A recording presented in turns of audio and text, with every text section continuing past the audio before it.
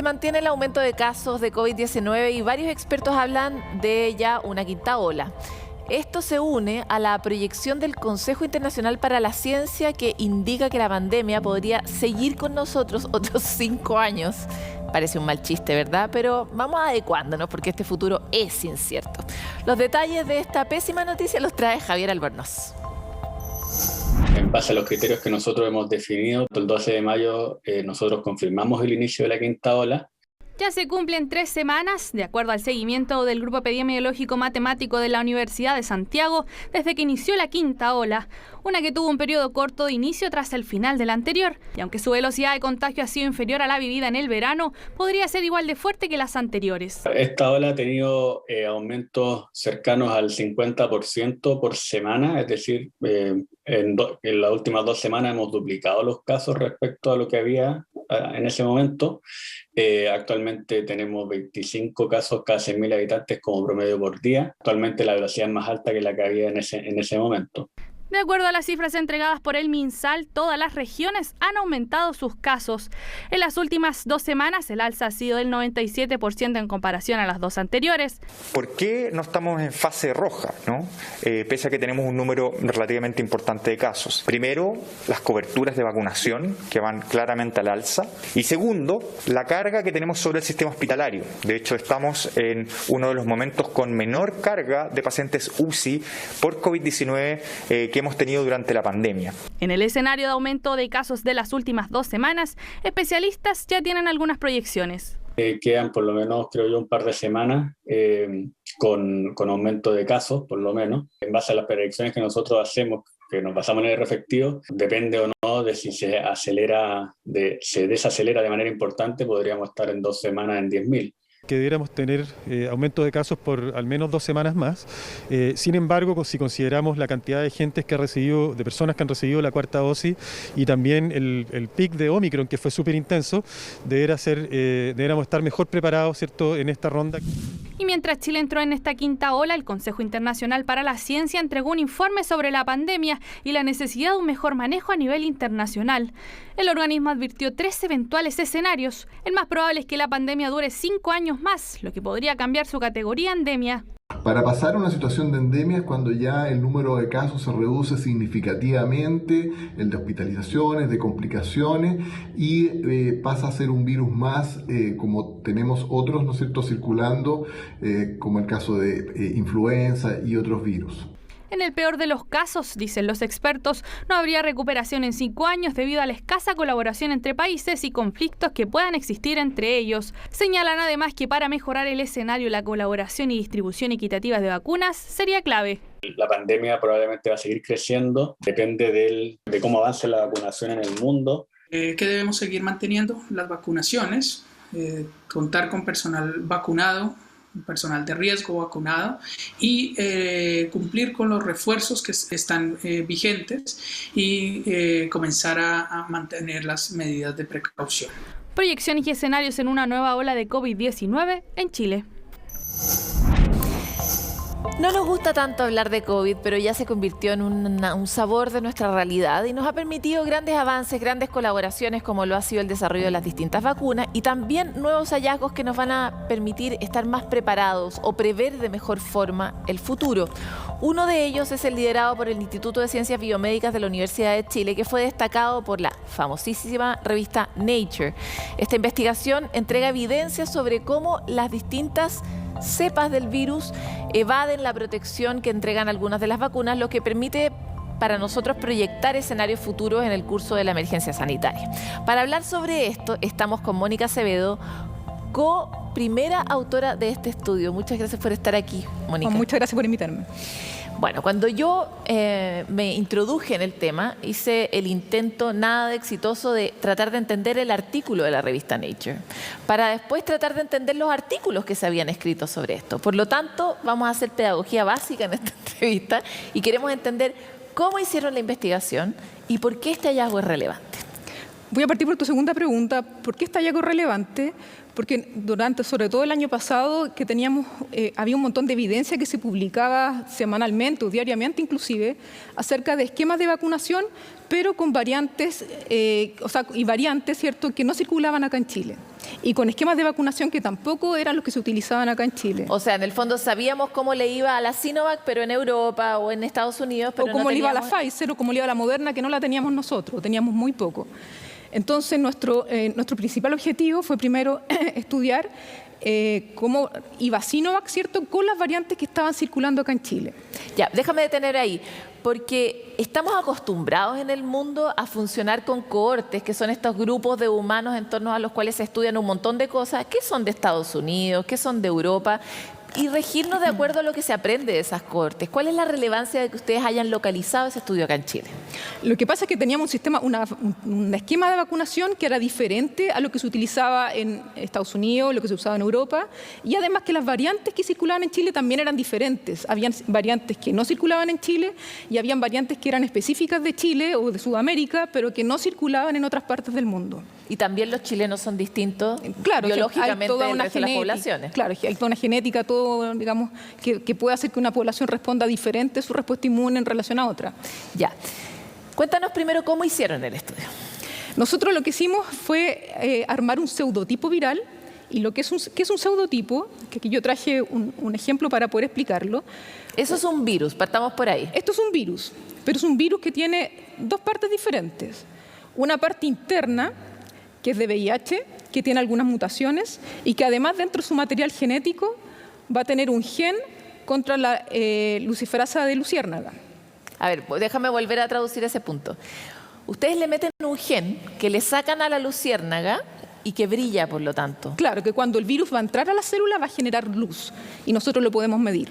Y por eso eligen ese gen y no un gen de otro tipo de Porque animal, es muy sensible usar este insecto. Gen. Hay otro tipo de genes, por ejemplo, que producen fluorescencia. Bioluminiscencia, claro. Claro, pero este es mucho más sensible para poder detectar. O sea, nos genera, digamos, una mayor sensibilidad. Ya, entonces le meten el gen de la luciérnaga adentro mismo. Claro, adentro del genoma del VIH, que también tiene unas mutaciones para no serlo patogénico. ¿Por qué eligen VIH?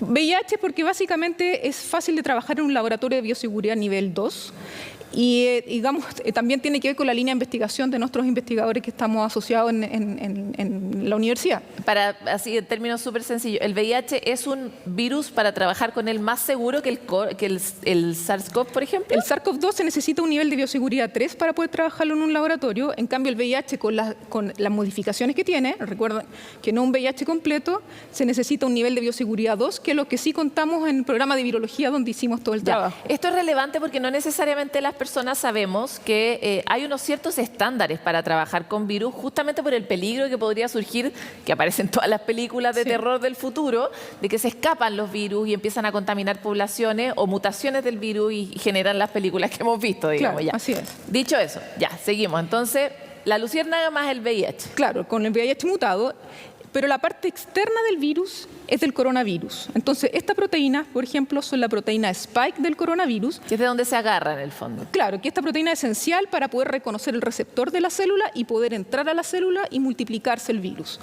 Entonces, lo que nosotros necesitamos es poder tener este virus para poder medir la cantidad de anticuerpos neutralizantes que se generan por la vacunación o porque uno se enfermó.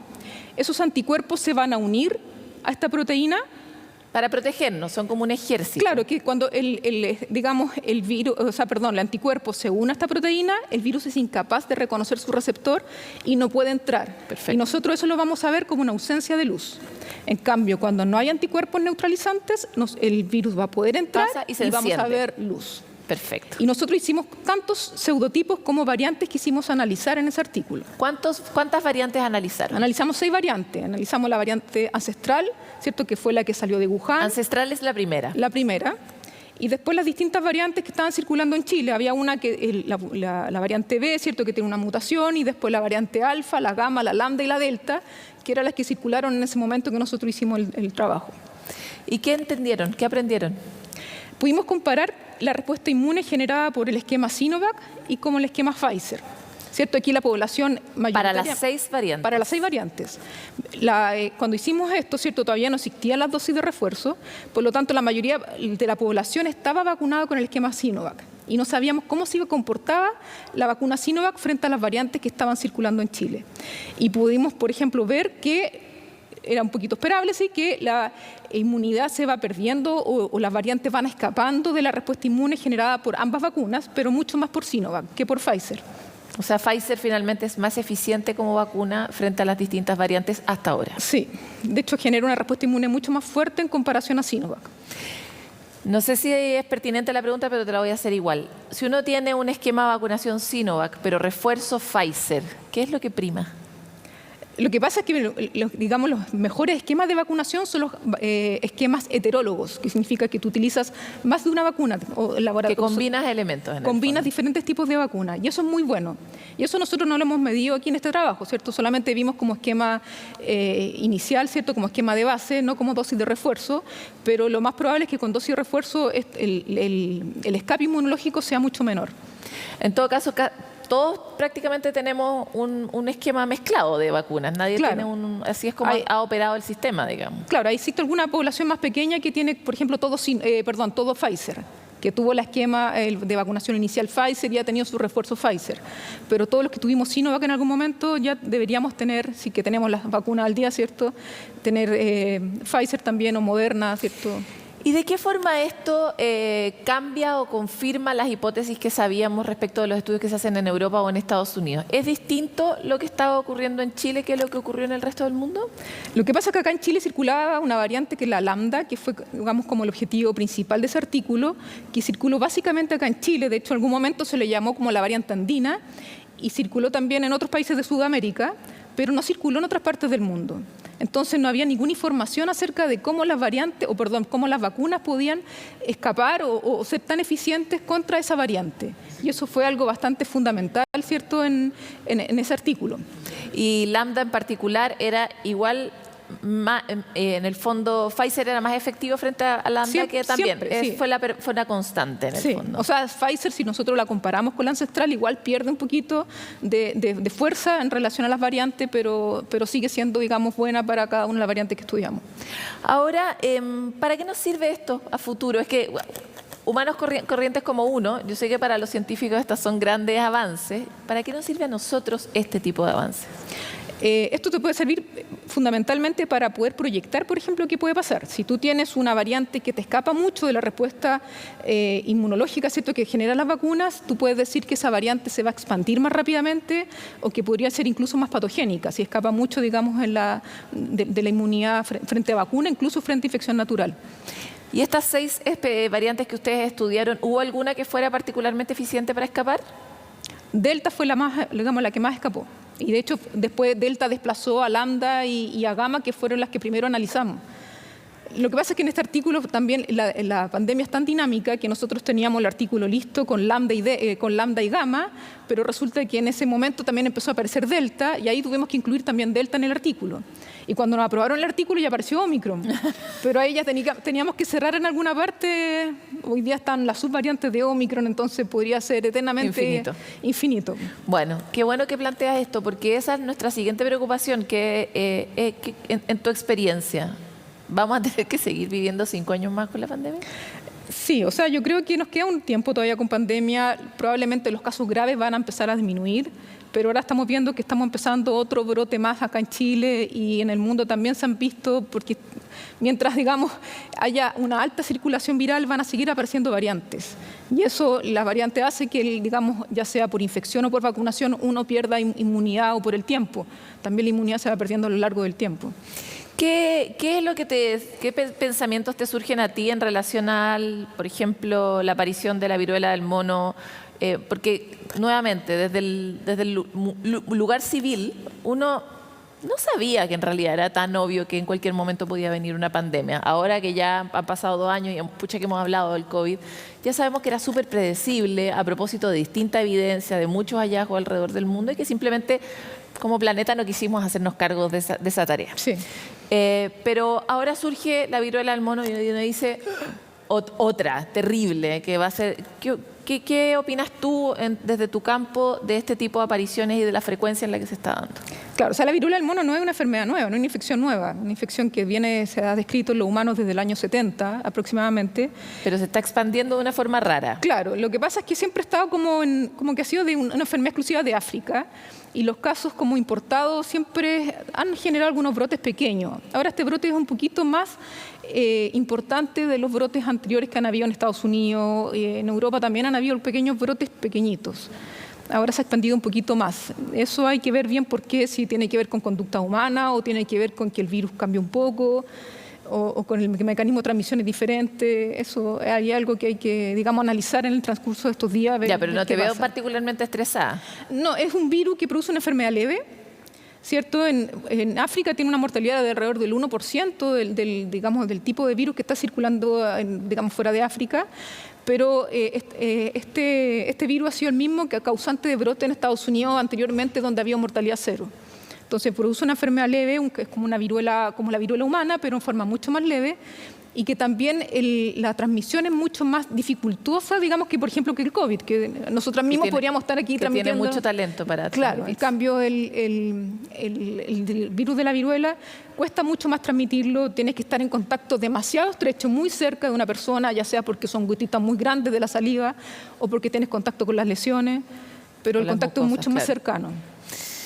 Bueno, de alguna manera nos tranquilizamos. Nos encanta tenerte aquí, Mónica. Ojalá te tengamos más adelante también. Ya, muchas gracias. Yo encuentro fascinante el esquema, ¿no? Y ver cómo lo hacen y lo del gen de la luciérnaga. Encuentro que es impresionante a lo que hemos llegado. Es como pequeños caballos de Troya que vamos modificando para comprender más de la ciencia. Fascinante. Pero ahora voy a cambiar de tema y les voy a contar cómo, de alguna manera, herramientas como el arte, la ilustración o los juegos pueden realmente tomar otra cara y ser formas de acercar la naturaleza o la ciencia a las personas y ayudar, en el caso de la naturaleza, a generar conciencia sobre la riqueza, en el caso de la ciencia, a hacernos más partícipes del gozo del conocimiento. En este informe de María Jesús Cardemil vamos a ver algunas de las iniciativas que están trabajando en esta línea. El dibujo, los juegos, la música son formas lúdicas de difusión científica que nos ayudan a conocer el mundo, sus ecosistemas, sus organismos y crear lazos para protegerlos. Siempre me han dicho que para cuidar hay que quererlo y por eso yo creo que es vital en ese caso que una imagen, un dibujo te enamore. Estoy haciendo esa ilustración del monito del monte. Yo lo dibujo y después lo digo, ¿sabes qué? Pero esto llevémoslo a la noche, porque este bicho es activo de noche. Llevémoslo a la noche, entonces empiezo a concebir la imagen. Roberto trabaja junto a biólogos con el objetivo de mostrar fauna, flora y diversas especies en su hábitat, que luego quedan reflejadas en libros con ilustraciones cautivadoras. Me pidieron hacer una infografía del alerce y sentí que el alerce era un personaje lo llevó a esto, porque yo lo convierto en un personaje para mí, a buscar la manera de darle la prestancia que realmente tiene. Para eso, para darle la fuerza a eso, tú tenés que hacer una mezcla muy fuerte entre la información biológica, técnica y una información visual muy potente. Explorar la naturaleza a través de juegos es otra forma de conocerla y sensibilizarnos sobre su cuidado. En Woodco buscan específicamente educar sobre el fascinante mundo de las aves. Tratamos de que los niños estén esperando todos los días que llegue el día para salir a terreno y una vez que llegamos allá le pasamos el material, que es un banano exploración, que tiene varias herramientas que hace que todo sea más didáctico, más lúdico. Entonces llevan su monocular para ver los pájaros más de cerca, que este está aquí, ¿cachai? Entonces andan buscando, tienen un llamador de ave que es un pitito que hace un sonido atractivo para los pajaritos, tienen su libreta para poder ir marcando y conocer las aves que están ahí. En Chile hay cerca de 450 tipos de aves. Nuestro país cuenta con especies y ecosistemas únicos para su avistamiento, una tarea que requiere de paciencia y de objetos que capturen su atención. Este silbatito hace este chirrido, que es un sonido atractivo para los paseriformes, que son las aves cantoras, por así decirlo. Y, por ejemplo, puede llamar a los chincoles, a los jilgueros, al chercán, incluso a los picaflores. Todo lo trabajamos aquí en Chile. Esto es tornero chileno, tornero en madera, tornero en metal. Y después estas piezas nosotros las pasamos en un torno, de nuevo para juntarlas. Y hacemos el sonido y queda listo. Hay aves que van a sentirse atraídas por el sonido y van a venir. Hay aves que van a empezar a cantar, como también hay aves que se van a asustar y se van a ir. Formas creativas que nos permiten escuchar, ver, asombrarnos y descubrir la naturaleza. Son maneras de aprender y de enamorarse de lo que hay. Yo creo que estamos como estamos en términos medioambientales porque no existe cariño por lo que tenemos. Y básicamente se ha dicho que si tú conoces las cosas las valoras y después si las valoras las conservas, y tiene que ver como con un proceso de enseñanza y de contagiar a las personas de este como cariño por la naturaleza. Apreciar una ilustración científica, sumergirse en el avistamiento de aves o simplemente ser consciente de lo que nos rodea. Son formas entretenidas de adentrarnos en el mundo de la ciencia y en la importante tarea de cuidar la naturaleza. Y estamos aquí todos contentos porque ya estamos con la joya de la corona, José Mardones, que nos trae siempre lo más importante del mundo digital. Nunca sé cómo me vas a presentar, pero bien, gracias por eso, me imagino que es algo siempre bueno. Con mucho amor, José, eso es lo que Sí, importa. yo lo sé. Oye, Paloma, qué bueno estar de nuevo acá en este gran universo de Futuro 360. Los quiero invitar, como siempre, a futuro360.com. Estamos bien contentos porque cada vez más somos más y más personas en nuestras comunidades digitales, y no solamente en la página futuro360.com, sino también en todas las redes sociales, Facebook, Twitter, Instagram. No, Instagram está TikTok, teniendo un rol incipiente. súper importante. No, es que en TikTok todavía nos estamos preparando. Seamos honestos, estamos ensayando. Estamos en eso, pero pronto estaremos. Sí, obvio. Oye, sketch, José, claro. ¿partamos con una pésima noticia? Sí, aquí nos ponemos serios porque es una noticia alarmante, muy preocupante, la vemos en nuestro sitio, está en portada. Fíjate que Japón aprueba la liberación de 1,4 millones de litros de agua residual radioactiva. O sea, ahí lo estamos viendo, y esto en el Océano Pacífico. Tras 9 meses, la empresa Tokyo Electric Power Company Holdings se encuentra en los últimos ajustes, Paloma, de la construcción de este túnel submarino de 1 kilómetro de extensión y que pretende derramar a través de esta vía agua contaminada de la central Fukushima al océano. Agua contaminada y agua también acumulada después del terremoto del año 2011. ¿Tú te acuerdas, Paloma? El 11 de marzo de 2021, este catastrófico sismo en Japón. Sí. Oye, pero esta gente está loca, ¿o qué? O sea, ¿cómo en esta era es posible que se apruebe? Yo entiendo que no es fácil guardar 1,4 millones de litros de agua radioactiva. Esta medida, ok, sí. Pero ¿qué se hace? O sea, ¿cómo esta puede ser la mejor solución? Aparte, Japón, que es un país que, al igual que nosotros, vive de su mar, de su océano, de su pesca.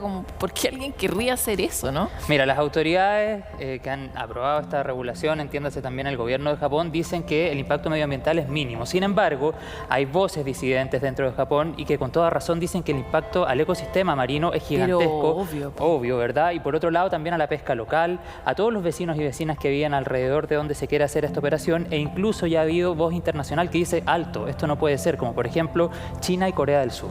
No, es que yo creo que en esta época es totalmente inaceptable. El problema es que todavía no tenemos como Unión de Naciones la posibilidad de ejercer fuerza sobre alguien para poder frenar un desatino de este tamaño. Una pena, si usted habla con alguien de Japón, dígale que se resista, porque nunca es tarde para protestar. A veces pueden cambiar las historias del futuro. Pero vamos a otro universo. Vamos a cambiar de tono. Esto es un poco más amable. Imagínate la idea de pasarlo bien en algún carrete o alguna fiesta con amigos y de además cuidar al medio ambiente. Ah, pero suena algo ¿Tú muy tomas mío. vodka, Paloma, o no? Mira, ahí lo tenemos en la pantalla. Yo la verdad me sirvo distintos tipos de trago en la medida de mis posibilidades. Mira, ahí lo tenemos en futuro360.com. Startup estadounidense produce vodka a partir de las emisiones de CO2. Se trata de Air Vodka y precisamente buscan contribuir en el cuidado del medio ambiente. Esta startup realiza este proceso para crear alcohol que después utilizan no solamente para vodka, sino también para desinfectante de manos, pero tan importante en medio de esta pandemia, incluso también para perfumes. Y quiero leerte, Paloma, el proceso... Sí, no, te iba a preguntar por la tecnología, no te quería dejar pillo, pero necesito no, saber aquí cómo lo tengo, se hace. pero quiero ser súper preciso para no cometer ningún tipo de error, de cómo lo realizan, digamos.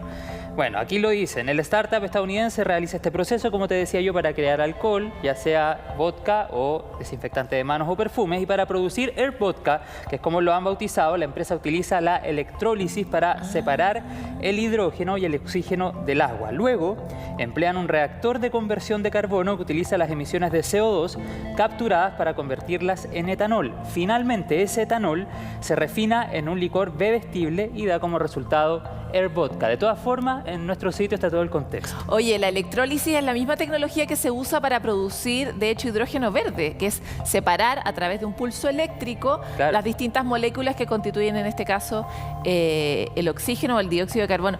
Oye, pero me parece increíble que algo que es tóxico se pueda convertir en algo tóxico pero entretenido como el vodka. O sea, como que además sea bebestible, porque me hace sentido con la cosa para limpiarse las manos, pero igual uno se toma el vodka. Claro, entonces aquí tenemos una doble misión en el fondo. Se cuida el medio ambiente y se fomenta la entretención, obviamente siempre con mesura. Siempre con mesura, sin manejar, muy importante. Oye, Paloma, ¿cuánto vale? Importante. ¿Cuánto vale una botella? Más o menos unos 55.000 pesos chilenos. Es cara. Es salado. Es cara. Sin embargo, un bar en Nueva York ya la está vendiendo.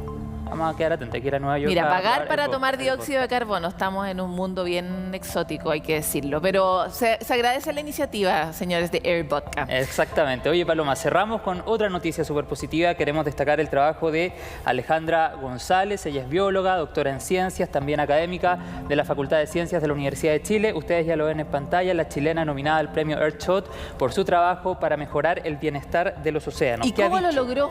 Sí, mira, ¿qué ha dicho Alejandra González sobre este tema? Las grandes extensiones del fondo marinos, marismas y bosques de algas podrían convertirse en una ventaja, ya que secuestran entre 7 y 21 veces más CO2 que bosques terrestres. Sí. O sea, el mar puede ser, sin lugar a dudas, de acuerdo a lo que plantea Alejandra González, una manera para cumplir este objetivo que sabemos es clave, o sea, bajar las emisiones de CO2, y ella está nominada, es la única chilena al Earthshot, este premio tan pero tan importante que se entrega y se organiza en Reino Unido. Sí, los bosques marinos se sabe que tienen un enorme aporte a la captura principalmente de dióxido de carbono de la atmósfera, pero lo desconocemos, y nosotros los chilenos que tenemos tanto bosque marino también desconocemos que hay bosque marino y que hay que cuidarlo. Entonces hay un problema grande con la extracción ilegal de algas y la manera en la que se despejan las costas de las algas, generando enormes costos no solo para la captura del dióxido de carbono, sino también para los que viven de eso, ¿verdad?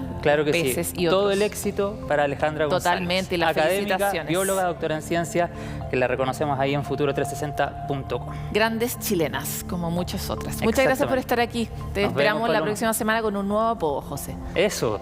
¿Qué podemos presentamos la otra semana? Yo te voy a presentar a ti mejor. Dale. Eso. Challenge accepted. Bueno, nosotros nos vamos a ir a una pausa, pero volvemos con mucho más de este interesantísimo Futuro 360 de hoy.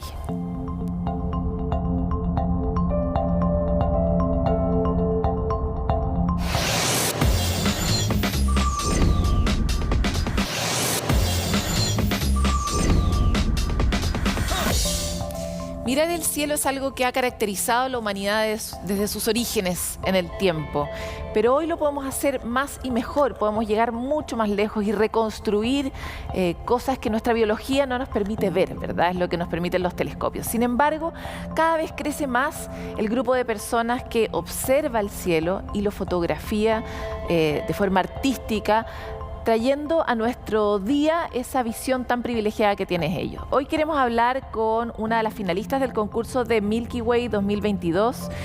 Es Cari Letelier. Muchas gracias por estar con nosotros. Hola, muchas gracias por la invitación. Cari, quería partir por describir este concurso tan particular. ¿Es un concurso que se dedica específicamente a fotografiar la Vía Láctea? Sí, de hecho, lo que busca es una selección, en verdad, de las 25 mejores fotos de Vía Láctea alrededor del mundo. Y lo que busca es mostrar este material para poder inspirar a más gente a mirar arriba y a hacer fotografías también, que podamos tener más embajadores de los cielos nocturnos. Tú fuiste una de esas 25 fotos seleccionadas, con una foto preciosa que ya vamos a ver en los apoyos. Y me preguntaba a mí misma, ¿de qué modo ha cambiado para ti tu perspectiva sobre la humanidad, sobre la propia especie especie esto de mirar más encima la Vía Láctea, que es como tanto más grande que todos nosotros? Sí, bueno, la verdad de esto, ahí hay un término que resume súper bien esto, que se llama el efecto perspectiva, que es algo que le pasa a los astronautas cuando viajan por primera vez al espacio y ven la Tierra así chiquita, desde lejos, desde sus naves. Y acá se puede hacer algo muy parecido usando muchas veces la astrofotografía o la divulgación astronómica en sí. Cuando uno logra conocer el cielo, realmente te hace poner en perspectiva todo en tu vida, y esto va haciendo ese cambio como cognitivo de conciencia, donde realmente eres capaz de dejarlo todo, tal vez, como yo, por ejemplo, para poder dedicarte a esto. Yo, de hecho, soy de profesión ingeniero civil industrial y dejé de trabajar, lo negocié esto en la salida con mi jefa, trabajar en una empresa de consumo masivo, y cuando conocí a través de este tipo de fotografía, porque yo no tenía idea de fotografía ni de astronomía, realmente hice un clic donde cambió todo mi vida, fue un giro 180 grados, fue tremendo. Y lo dejé todo para poder dedicarme a esto a tiempo completo. Entonces, para mí ha significado el llenar de repente esos vacíos que uno llena con cosas materiales. Yo lo llené con esto. De repente Picasso tiene una frase súper bonita que habla de que el objetivo de la vida es encontrar tu talento y el propósito de la vida es compartirlo. Es súper interesante lo que planteas, porque una de las preguntas que uno se hace como observador habitual es que, claro, ¿cuántos años tendrían que pasar para que yo me dedicara a esto? Cuéntanos un poco cómo fue esa ruta, si fue una ruta corta, si realmente está la astrofotografía al alcance de todos. La verdad, yo creo también que en nuestro país tenemos el beneficio de ser la capital de la observación astronómica, ¿no es cierto?, por esta ubicación privilegiada, por ciertas condiciones que tiene Atacama, ¿no es cierto?, por las condiciones de casi cero humedad, que ha hecho que muchos de los observatorios se vengan a instalar acá, y esto ha dado también la potencialidad para poder promover el astroturismo. Entonces tenemos astroturismo de norte a sur. Por lo general se concentra cuarta región, tercera, ¿no es cierto? Pero hacia el sur también tenemos un montón de astroturismo que se está desarrollando, en la región metropolitana también, en la quinta región. Tenemos varios enamorados de los cielos que quieren compartirlo, quieren enseñar de esto, tal vez complementar un poco ese poquito que podemos ver en los colegios, complementarlo. Para mí, la verdad, fue un camino, no ha sido un camino fácil, porque empecé a tratar de vivir de mi pasión, como muy soñadoramente, y emprender en esto significó aprender de muchas otras áreas que no conocía, ya que, no sé, por ejemplo, mucho de marketing, mucho de las redes sociales, de uso de programas de edición, el uso técnico, ¿no es cierto?, de los equipos fotográficos, conocer el cielo, que no es fácil, pero de a poquito, y mientras más noches uno pasa observando, mientras más ves a través de tus propias fotos, ir haciendo reconocimiento de objetos celestes, se va uno interiorizando más. Yo llevo en esto 4 años y medio, aproximadamente, desde que agarré una cámara que tenía tirada y no sabía usar, una cámara reflex, y empecé con mis intentos para poder hacer fotos de noche hasta el día de hoy, donde todos los días sigo estudiando, pero con gusto. Es algo que realmente tuve que estudiarlo de forma autodidacta. Y laboralmente estamos tratando, yo creo que todos los que hacemos astrofotografía y divulgación astronómica, que no somos astrónomos, que nosotros somos astrónomos aficionados, estamos tratando de complementar la parte de fascinar a más gente con mirar el cielo. Y no es fácil, pero estamos tratando de crear ese camino para poder tal vez profesionalizarlo en un futuro, o poder ampliar este campo, considerando nuestro país como esta capital de la astronomía del mundo. ¿Qué datos científicos te tomaron otro sabor cuando los aprendiste y pudiste después verlos en tus fotos? ¿Qué cosa te sorprendió? Lo digo porque es muy difícil entender el cielo si uno no se dedica como a contemplarlo, a encontrar bien las constelaciones.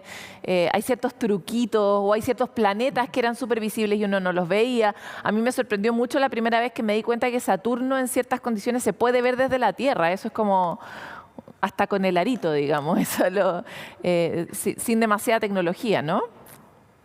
Sí, de repente de esto, el ver de que con la cámara puedo capturar o fotografiar lo invisible, aquello que el ojo queda un poco corto por un tema biológico, ¿no es cierto? Porque cuando falta la luz se activan los bastones, ¿no es cierto?, estos fotorreceptores que nos hacen tender a ver en blanco y negro y ver que sí hay colores en el cielo, y estos están asociados a distintos gases.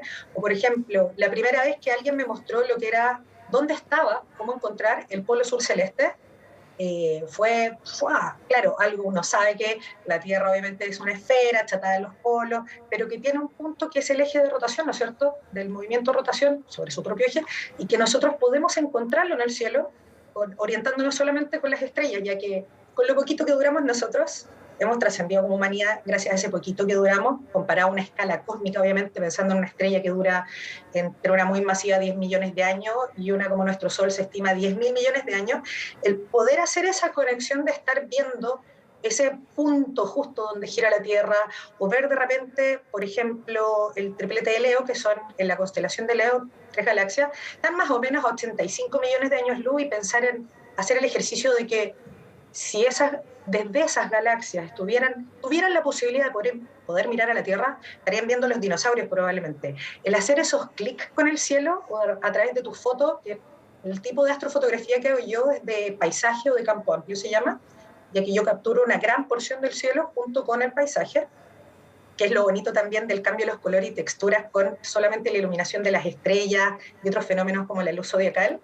El poder ver en tu propia foto de repente esa manchita muy pequeña y dices, wow, estoy viendo el objeto Messier 83, que es la galaxia del Molinillo Austral, y se ve en mi foto. Es una manchita pequeña, pero estoy capturándola. Estoy capturando, no sé, un objeto a 15 millones de años luz. Entonces, yo creo que eso es como lo que más me hizo clic a mí cuando empecé con el tema de la fotografía, y a través de la misma fotografía empezar a conocer más el cielo, pero no mirando solamente a través de la cámara. Cari, y desde el punto de vista, estamos en una época de muchas noticias sobre el cielo, sobre la exploración espacial, muchos descubrimientos y datos nuevos sobre Plutón. O sea, realmente estamos en una época, después de un cierto dormir de la humanidad en relación al espacio, estamos definitivamente en un nuevo despertar y con anabólicos, ¿verdad? ¿Cuál es para ti el hallazgo o la exploración que se está haciendo hoy día relacionada con el universo que más te apasiona y por qué? Yo creo que por lo menos el último hito importante, que fue el poder hacer la fotografía del agujero negro que está alojado en nuestra propia galaxia, creo que ese es un hito súper importante. El poder capturar ese agujero negro, Sagitario A se llama, es realmente, creo, marca un precedente sobre la investigación de nuestro propio origen cósmico, ¿no es cierto?, en nuestra propia galaxia. Recordemos que nosotros no hemos llegado más allá de los confines del sistema solar con la sonda Voyager 1, que son las últimas noticias que han ido saliendo, que está mandando ahora unos mensajes, medios difusos, medios extraños, pero es súper bonito el auge que está teniendo la astronomía y cómo nos está enseñando finalmente, si podemos entender cómo es nuestro pasado, ¿cierto?, vamos a poder entender nuestro presente y prepararnos para nuestro futuro. Creo que a mí lo que más me llamó la atención fue el tema de la fotografía de los agujeros negros. El poder trabajar en conjunto y en colaboración entre tantos observatorios alrededor del mundo para poder llegar a ese único fin que tal vez la gente lo ve y no es fácil de entender claramente, pero el considerar que estamos capturando ese objeto tan poco investigado, tan poco conocido, el poder estamparlo en una fotografía, creo que eso es lo que más me ha llamado la atención, entre la fotografía anterior, que era de la galaxia M87, el agujero negro que está ahí, y ahora el de Sagitario A. Siento que fue de verdad así, pero voladero de cabeza. Sí, para nosotros también ha sido. De hecho, lo cubrimos hace poquito cuando recién fue la noticia. Cari, te quiero agradecer este contacto. Me encantaría que ojalá compartas en tus redes, tal vez ya lo hiciste, esa forma en la que uno descubre el sur a través del cielo, a ver si la podemos compartir también con nuestros seguidores de Futuro 360. Esperamos tenerte pronto también con otros premios o reconocimientos a tu trabajo. Muchísimas gracias por la invitación, por la mención también. Vamos a estar compartiendo algo en especial ahí, donde se indique exactamente cómo encontrar el polo sur celeste desde nuestro hemisferio, que es un poquito más difícil que en el otro. Estupendo, lo esperamos entonces. Ahí le vamos a aprovechar de pasar el dato para todos los que tenemos un montón de curiosidad sobre cosas que aparte nuestros ancestros sabían y se heredaban entre sus comunidades. Nosotros hemos perdido la oportunidad de socializar el cielo y compartir juntos nuestros sueños respecto de eso, lo que pensamos, lo que sentimos. Quisimos aprovechar esta entrevista justamente para llevar a escala humana esta conversación sobre este cielo tan fantástico que tenemos en Chile, las enormes oportunidades que tenemos de aprender, de descubrir y reflexionar juntos hacia dónde queremos ir y cómo queremos llegar ahí. Con esto llegamos al final de Futuro 360 y los esperamos muy pronto en otro capítulo.